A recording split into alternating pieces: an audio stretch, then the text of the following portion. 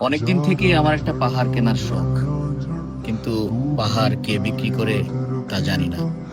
যদি তার দেখা পেতাম, দামের জন্য আটকাতো না।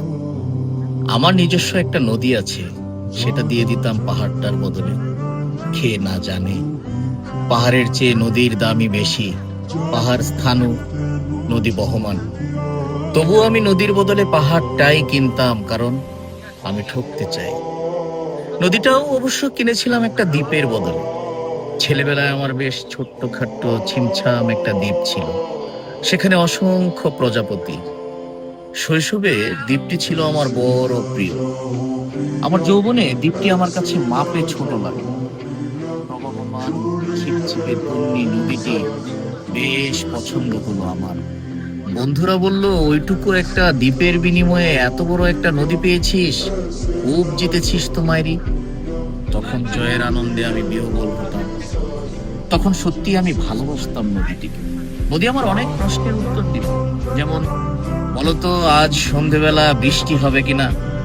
সে বলতো, আজ এখানে দক্ষিণ গরম হাওয়া, শুধু একটি ছোট্ট দ্বীপে বৃষ্টি। সে কি প্রবল বৃষ্টি, যেন একটা উৎসব। আমি সেই দ্বীপে আর যেতে পারি না। সে জানতো, সবাই জানে, শৈশবে আর ফেরা যায় না। এখন আমি একটা পাহাড় কিনতে চাই।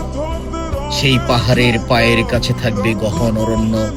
আমি সেই অরণ্য পার হয়ে যাব।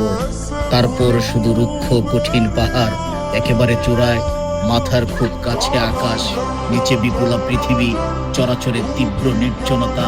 আমার কণ্ঠস্বর সেখানে কেউ শুনতে পাবে না। আমি ঈশ্বর মানি না তিনি আমার মাথার কাছে ঝুঁকে দাঁড়াবেন না।